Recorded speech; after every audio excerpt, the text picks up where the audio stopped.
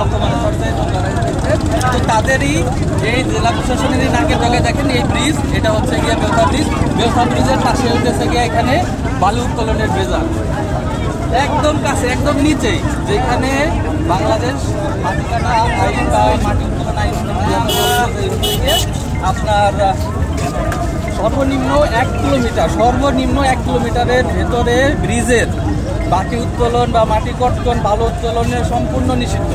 এটা আইন অনুযায়ী, বাংলাদেশের প্রচলিত আইন অনুযায়ী। ধরলাম এখানে যারা দিছে তারা বালি উত্তোলনের জন্য নির্দিষ্ট স্থান নির্দিষ্ট করে দেওয়া আছে, তারপরে ওইখানে দেখেন ঠিক ব্রিজের নিচেই আইন অমান্য করে কিভাবে বালু উত্তোলন হচ্ছে।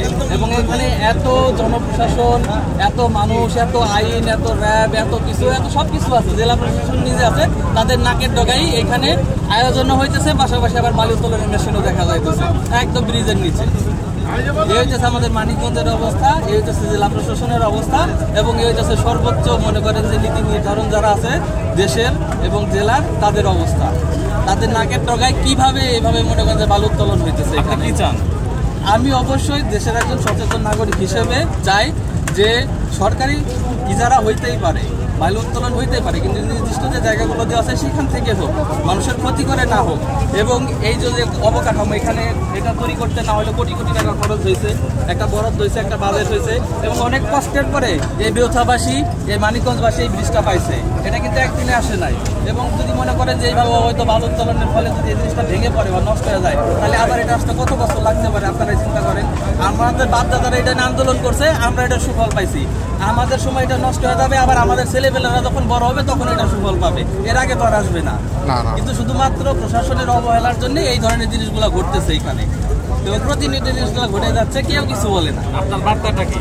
আমার বার্তা হচ্ছে জেলা প্রশাসন মহোদয়ের কাছে, আপনার নাকের ডগায় যদি এত মানুষ আয়োজন করে, এত বড় একটা অনুষ্ঠান করে নৌকা বাইচ হইতে পারে, আপনি পুরো এলাকাবাসীকে নিয়ে এই বালু উত্তোলনটা রোধ করেন না কেন?